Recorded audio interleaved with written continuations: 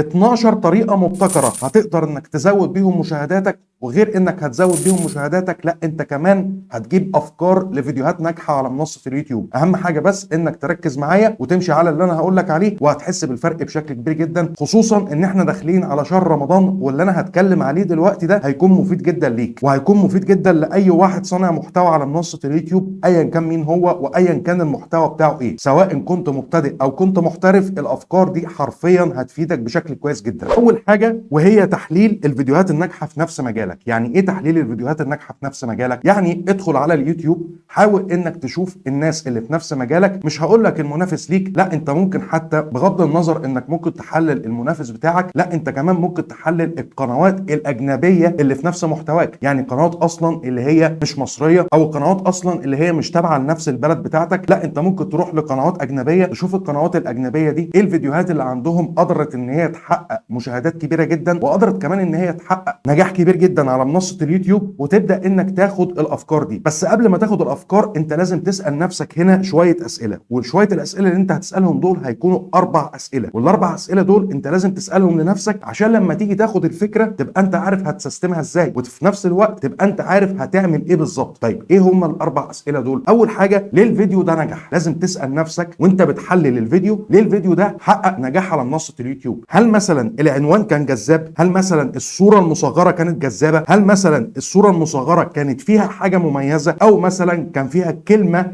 جذابه معينه؟ او الكواليتي ذات نفسه بتاع الصوره المصغره كان كواليتي عالي؟ الرياكشن بتاع الصوره المصغره؟ ولا فكره الفيديو هي اللي كانت ناجحه فادت الى نجاح الفيديو ده؟ ويا سلام بقى لو منشئ المحتوى كان جامع ما بين كل الحاجات اللي انا قلت لك عليها دي، يعني كانت العنوان جذاب جدا، وكانت الصوره المصغره قويه جدا، وكانت الصوره المصغره فيها عوامل من عوامل الجذب، وكانت فكره الفيديو كمان ناجحه. فالاربع حاجات دول او الاربع خطوات دول بيؤدوا الى نجاح الفيديو بشكل كويس جدا. فانت لازم وانت بتحلل لازم انك تسال نفسك هو ليه الفيديو ده اصلا نجح، وانت بقى بتحلل الفيديو تقدر انك تشوف العوامل اللي انا قلت لك عليها دي وتبدا انك تشتغل عليها في المحتوى بتاعك. ساعتها انت لو قدرت انك حتى ولو توصل ل 60 او 70% من اللي منشئ المحتوى ده عامله، يبقى كده اتوقع ان الفيديو بتاعك هينجح، وهينجح نجاح كويس جدا على منصه اليوتيوب. واول لما تنزله هتبدا انك تجيب عليه مشاهدات. وحاول انك لما تيجي برضو وانت بتحلل الفيديو ده، حاول انك تاخد الفكره بتاعته وتبدا انك تشتغل عليها، وتبدا كمان انك تطور عليها. يعني بمعنى اصح تاخد فكره الفيديو تبدا انك تصورها باسلوبك الخاص، تبدا انك تضيف عليها حاجات، تبدا انك وانت بتعمل الفكره دي ذات نفسها تشوف ايه اللي نقص منشئ المحتوى ده وايه اللي هو ما اتكلمش فيه، وتبدا انك تزوده. وتبدا كمان تشوف الطريقه بتاعته في القاء المعلومه، هل الطريقه بتاعته كانت كويسه ولا الطريقه بتاعته مش كانت كويسه؟ لان الطريقه بتاعته لو كانت صعبه شويه في الفهم فتقدر انك تسهل الطريقه عندك، وساعتها كده هتقدر برضو انك تجيب مشاهدات، لانك انت كده بمعنى اصح بالبلدي زي ما احنا بنقول انت كده عليت عليه. يعني ايه عليت عليه؟ يعني بمعنى اصح انت ممكن تكون بتفهم مني لكن ما تكونش ممكن بتفهم من اي واحد منشئ محتوى تاني، وممكن انت تكون بتفهم من اي واحد منشئ محتوى تاني وما بتفهمش مني. وهنا بقى بيرجع الموضوع على منشئ المحتوى ذات نفسه. خلي البساطه دايما عنوانك، خلي البساطه دايما انت اللي ماشي عليها في القناه بتاعتك، خليك بسيط، لان الناس دلوقتي بتحب البساطه ما بتحبش الحاجه المعقده. ندخل بقى على الحاجه اللي بعد كده وهي استخدام اقتراحات البحث في يوتيوب. يعني ايه استخدام اقتراحات البحث في يوتيوب؟ انت مثلا عايز تعمل فكره فيديو معينه، او جت وانت قاعد في بالك كده جت فكره فيديو معينه وقلت انا عايز اعمل الفكره دي. قبل ما تعمل الفكره دي ما تقومش تنفذها كده وخلاص، لا هتدخل على يوتيوب هتبدا انك تبحث على الفكره بتاعتك، شوف انت الفكره بتاعتك ايه، تبدا انك تبحث عنها. طبعا لما تيجي تبحث على اليوتيوب او لما تيجي تبحث اصلا على جوجل هيبدا انك تشوف نتائج بحث كتير جدا. ايه اللي يمنع انك من نتائج البحث اللي انت تشوفها دي تبدا انك تاخد مثلا ولو يكن تاخد فيديو او تاخد 2 او تاخد يا سيدي حتى 3 فيديوهات، تبدا تشوف ال3 فيديوهات دول منشئ المحتوى اللي انت بتتفرج عليه او منشئين المحتوى اللي انت بتتفرج عليهم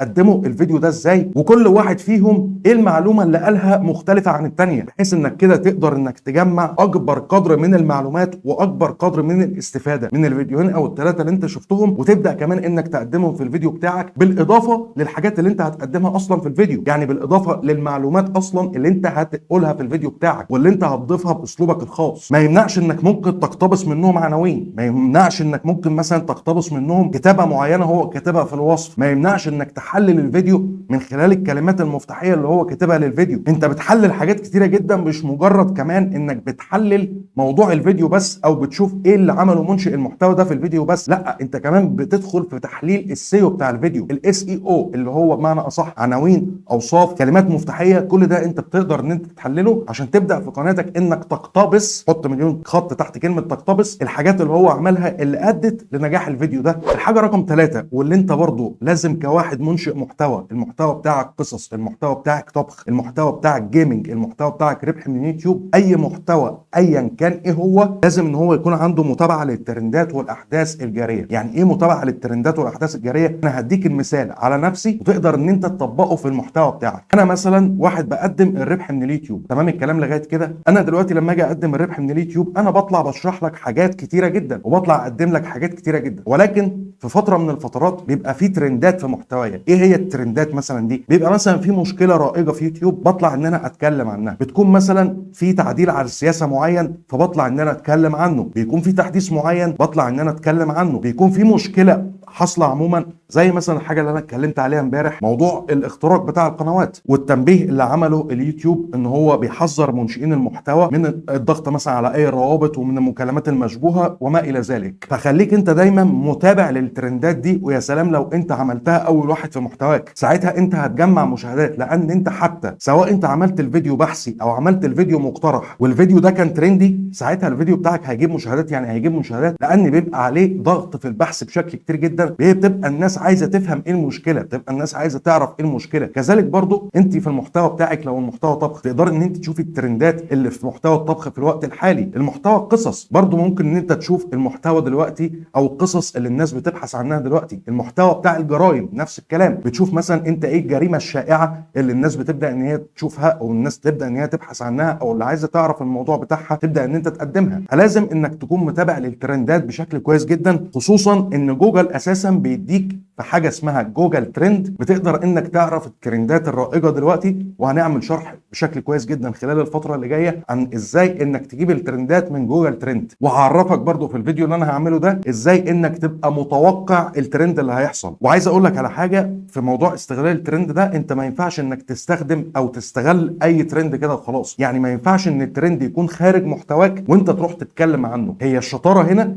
انك تحاول تقلب الترند ده للمحتوى بتاعك. هديك ابسط مثال وهديهولك برضو على نفسي. من فتره كان كريستيانو رونالدو بدأ ان هو يدخل منصة اليوتيوب، انا حولت الترند ده دخلته جوه المحتوى بتاعي. طيب دخلته جوه المحتوى بتاعي ازاي؟ طلعت اتكلمت عن ازاي هو قدر يحصل على 24 مليون مشترك في 24 ساعة، بان هو طبعا شخصية معروفة وان هو عنده منصات تواصل اجتماعي كتير جدا هو متفاعل عليها، واستغل القاعدة الجماهيرية اللي موجودة عنده. فبكده انا قدرت ان انا ادخل الترند ده، قدرت ان انا ادخله محتوايا، على الرغم ان المحتوى ده محتوى كورة، يعني المحتوى اصلا خارج محتوايا، بس انا لفيت الترند قدرت ان انا ادخله جوه المحتوى بتاعي. وهي دي الشطاره بقى اللي في الموضوع، اللي انت كمان تقدر انك تعملها في اي ترند. في ترندات طبعا ما ينفعش ان هي تدخل اي محتوى كده وخلاص، يعني ما ينفعش اصلا ان هي تتلف، وساعتها يبقى الترند ده خارج محتواك، لان انت لو عملت الترند ده او نزلت الترند ده ممكن ده يؤدي الى تشتيت خوارزميات قناتك، وهتخلي قناتك تقترح اصلا في مكان تاني. فهمت الدنيا ماشيه ازاي؟ حاول انك تمشي على الموضوع ده. ندخل على الحاجه اللي بعد كده، وهي تحليل تعليقات الجمهور على فيديوهاتك وفيديوهات المنافسين. يعني ايه يا عم هشام الكلام ده؟ هقول لك. انا مثلا دلوقتي واحد من الناس انا متابع جيد جدا للتعليقات عندي في القناه بتاعتي، وفي نفس الوقت انا متابع للقنوات المنافسه، يعني متابع للقنوات المنافسه في المحتوى بتاعي ايا كان ايه هي القناه، سواء القناه دي قناه اجنبيه او القناه دي قناه عربيه. انا متابع جيد جدا للقنوات بتاعت المنافسين، لان باخد منهم افكار، وبغض النظر ان انا باخد منهم افكار، لا وانا كمان قاعد بسمع للفيديو او بشوف فكره الفيديو اللي منشئ المحتوى عاملها، لا انا كمان ببدا ان انا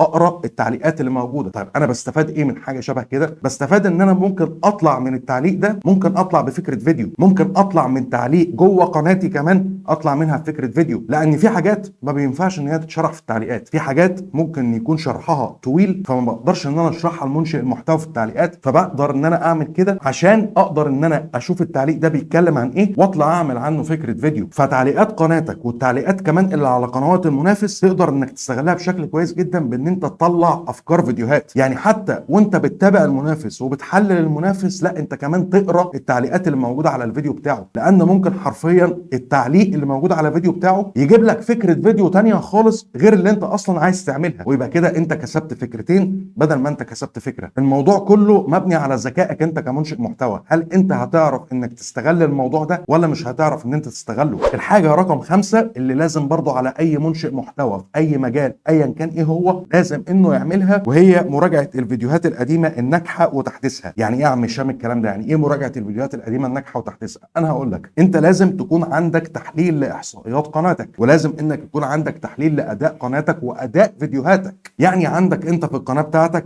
بتشوف الفيديوهات اللي كانت ناجحه في الفتره اللي انت نزلت فيها الفيديوهات دي. ممكن تلاقي فيديو جايب معاك مشاهدات بشكل كويس جدا، ممكن ان انت تلاقي فيديو ضارب معاك في المشاهدات، والفيديو ده لغايه الوقت اللي انا بكلمك فيه واللي انت بتشوف الفيديو ممكن ان الفيديو ده يكون لسه بيجيب مشاهدات. فتبدا انك بقى تحدث الفيديو ده بان انت تعمله مره تانية، مش تاخد نفس الفيديو وترفعه، لا بتعمله مره تانية بطريقه تصوير مختلفه، بطريقه مونتاج مختلفه، بطريقه القاء ذات نفسها في الكلام مختلفه، وبتقدر انك تعمل الفيديو ده مره تانية، لان ساعتها كده هيبقى في عوامل ربط شديده جدا ما بين الفيديو ده وما بين الفيديو ده. فاصبح ان اللي هيشوف الفيديو الاولاني هتلاقي كده كده اليوتيوب اصلا بيقترح عليه الفيديو الثاني، واللي هيشوف الفيديو الثاني اليوتيوب برضه هيقترح عليه الفيديو الاولاني، فانت كده كسبت مشاهدات من الفيديو ده وكسبت مشاهدات من الفيديو ده. يعني مثلا انا برضه هديك المثال على المحتوى بتاعي وتقدر انك تستغل المثال ده في المحتوى بتاعك ايا كان ايه هو. انا مثلا عامل افضل طرق للربح من اليوتيوب في 2023. ممكن النهارده لو الفيديو ده بيجيب لي مشاهدات لغايه دلوقتي ومشاهداته عاليه، ايه المانع ان انا اعمل دلوقتي افضل طرق للربح من اليوتيوب في 2025؟ ده هيجيب لي مشاهدات وده هيجيب لي مشاهدات. فانت الفيديوهات الناجحه اللي في قناتك حاول انك تعمل منها اجزاء. الاجزاء اللي انت بتعملها دي انت بتعمل عوامل ربط وانت مش حاسس. اليوتيوب بيعمل لك عوامل ربط ما بين الفيديوهات دي، وبيخليك كمان انت ذات نفسك تبدا انك تقترح نفسك. يعني في الاقتراحات ممكن تلاقي ان الفيديو الاولاني مقترح الفيديو الثاني، والفيديو الثاني مقترح الفيديو الاولاني، وان انت كده دخلت الاقتراحات مع نفسك. اصبح ان كده المشاهد بيقعد اطول فتره ممكنه في القناه بتاعتك، وده عامل اساسي من عوامل النجاح على يوتيوب، انك تخلي المشاهد قاعد في القناه بتاعتك بيتفرج عليك لاطول فتره ممكنه. ده بيعلي لك متوسط مده المشاهده، بيعلي لك اقتراحاتك، بيفهم ان اليوتيوب ان القناه دي قناه كويسه المحتوى بتاعها جذاب، قعدت المشاهد فيها اطول فتره ممكنه، دخلته من فيديو لفيديو او نقلته من فيديو لفيديو، فكده اليوتيوب هيفهم ان القناه دي محتواها قيم، هيبدا ان هو يقترح فيديوهات تانية على منشئين المحتوى وعلى المشاهدين كمان. الحاجه رقم 6، والحاجه رقم 6 دي انت لازم برضو انك تستغلها، ودي منشئين محتوى كتير ما بيعرفوش ان هم يستغلوها في المحتوى بتاعهم، وهي البحث عن المقالات الشائعه وتحويلها لفيديو. خلينا عارفين ومتاكدين ان جوجل اصلا مليان مقالات، والمقالات دي موجوده في جميع المجالات. يعني جميع المجالات اللي موجوده اصلا على اليوتيوب وجميع المحتويات الموجوده على اليوتيوب جوجل مليان مقالات. ايه المانع انك تاخد فكره المقاله دي وتبدا انك تحولها لفيديو؟ يعني تشوف المقاله دي بتتكلم عن ايه، تبدا انك تدرسها بشكل كويس جدا، تبدا انك بعد كده تحول المقاله دي تحولها لفيديو. ساعتها كده انت ربطت محرك بحث جوجل بالفيديو بتاعك. اصبح كده ان اللي هيبحث ممكن على المقاله دي في جوجل وبدات ان هي تظهر له، ممكن الفيديو بتاعك يظهر اصلا في محرك بحث جوجل تحت المقاله دي. يبقى انت كده عملت عامل ربط شديد جدا، ودخلت الفيديو كمان بتاعك بحثي بشكل كبير جدا. اصبح ان اللي هيبحث عن حاجه في المقاله دي ممكن كده كده ان الفيديو بتاعك يظهر له قدامه، هيبدا انك يدخل يتفرج عليه. هتبدا انك تجيب مصادر زيارات من محرك بحث جوجل ومصادر زيارات من محرك بحث يوتيوب. انت كده عملت حلقه ربط قويه جدا انت مش متخيلها. الحاجه رقم 7، والحاجه رقم 7 دي انت لازم انك برضه تستغلها بشكل كويس قوي، وهي تجربه ادوات الذكاء الاصطناعي للحصول على افكار. لو انت ما عندكش افكار فيديوهات ومش عارف انك تجيب افكار حتى من المنافس بتاعك، ممكن ان انت تدخل على شات جي بي تي تقول له مثلا المحتوى بتاعك بيتكلم عن ايه، او محتوى قناتك بيتكلم عن ايه، وتبدا انك تفهمه او تديله بمعنى اصح معلومات كافيه عن المحتوى اللي انت بتقدمه. هيقدر ان هو يدي لك افكار. يعني هتقول له انا عايز افكار، هيقدر ان هو يدي لك افكار وهيطلع لك افكار كتيره جدا. وغير الافكار اللي هو هيطلعها لك، لو انت حتى اعطاك فكره فيديو بس انت مش عارف انك تسيستمها، او مش عارف ان انت تجيب لها كلام، او مش عارف انت هتتكلم هتقول ايه مثلا في الفكره دي، انت ممكن تقول له يدي لك سكريبت كامل حتى باللغه العاميه المصريه. تقدر انك تقول له انا عايز سكريبت للفكره دي باللغه العاميه المصريه، هيقدر ان هو يطلعه لك. تقدر انك تحول الفكره دي لفكره فيديو. حاجه رقم 8 وهي تنفيذ التحديات والتجارب. يعني ايه تنفيذ التحديات والتجارب؟ يعني هديك مثالا، جربت الاكل النباتي لمده اسبوع وكانت النتيجه صادمه. انت عارف كانت النتيجه صادمه دي هتثير الفضول عند المشاهد، انت حصل لك ايه اصلا لما جربت الاكل النباتي لمده اسبوع؟ فهيقدر برضو انه يدخل على الفيديو، وهتلاقي ان الفيديو ده تحديدا بيعلي معاك السي تي ار اللي هي نسبه النقر الى مرات الظهور، لان الناس بتحب موضوع التحدي ده، ان انت تدخل معاهم في تحدي، وبتحب كمان اللي هو اللعب شويه على المشاعر. يعني ايه اللعب شويه على المشاعر؟ كلمه صدمه دي نوع من انواع اللعب شويه على المشاعر، اللعب على مشاعر المشاهد، ان هو يبقى عنده فضول وعنده اثاره للفضول ان هو يدخل على الفيديو ده يشوف انت حصل لك ايه. يعني انا مثلا في المحتوى بتاعي ممكن اعمل ايه؟ جربت اكتر 5 تطبيقات للربح من الانترنت، مين الافضل فيهم؟ كده برضو انا اثرت الفضول عند المشاهد انه يدخل يشوف التطبيقات اللي انا جربتها ويشوف ايه افضل تطبيق عشان يقدر ان هو يربح منه من خلال الانترنت. الحاجه رقم 9 ودي انت لو عرفت برضو انك تدخلها المجال بتاعك هتبقى حاجه كويسه جدا، وهي مقارنه بين طرق مختلفه لنفس الشيء. الناس عموما بتحب المقارنات، بتحب المقارنات عشان تقدر ان هي تاخد القرار الصح او تاخد القرار المظبوط، فبتحب ان هي تقارن حاجه بحاجه، او مثلا عايزه تشتري حاجه بس مش عارفه تشتري ايه، فبتبدا ان هي تدخل على اليوتيوب تبحث عن المقارنات ما بين الشيء ده والشيء ده. يعني مثلا انا عايز ان انا اشتري كاميرا، طيب اشتري كاميرا كانون ولا اشتري كاميرا سوني؟ فببدا ان انا ادخل على اليوتيوب ادور على مقارنه ما بين كاميرا كانون وكاميرا سوني، وهتلاقي ان الفيديوهات دي حرفيا بتجيب مشاهدات بشكل طائل، هتجيب مشاهدات طائله، لان الناس بتحب المقارنات، لان هي بتحب تشتري الشيء الافضل، فبتشوف ده ولا ده. مثلا برضو في المحتوى بتاعي انا ممكن ان انا اعملها ازاي؟ افضل 3 تطبيقات لعمل الصوره المصغره، مين الافضل فيهم؟ كده برضو انا بدات ان انا اعرف المشاهد ان هنا في مقارنه ما بين 3 تطبيقات، وفي الاخر انا رسيت على الافضل او رسيت على الاحسن فيهم ان هو يعمل لي صوره مصغره جيده. نفس الكلام برضو في المحتوى بتاعك، واللي انا بقوله لك ده هتلاقيه تحديدا في الفود بلوجر. ممكن الفود بلوجر تلاقي ان هو مثلا بيجرب مطعم، بيجرب الثاني، بيجرب الثالث، بيجرب الرابع، ممكن تلاقيه في فيديو من الفيديوهات قال لك مثلا انا هجرب المطعم ده وهجرب المطعم ده، وبيبدا ان هو يجيب اكل من المطعم ده ويجيب اكل من المطعم ده ويبدا يقارن ده بده، وهتلاقي ان الفيديوهات اللي فيها مقارنه دي تحديدا هتلاقي ان هي جايبه مشاهدات عاليه جدا، وممكن كمان في فيديوهات منهم تلاقيها راكبه الترند، تلاقيها حرفيا في المحتوى الرائج، لان الناس بتحب المواضيع دي. الحاجه رقم 10 مشاركه تجربتك الشخصيه او قصه نجاحك. يعني بمعنى اصح انت كواحد منشئ محتوى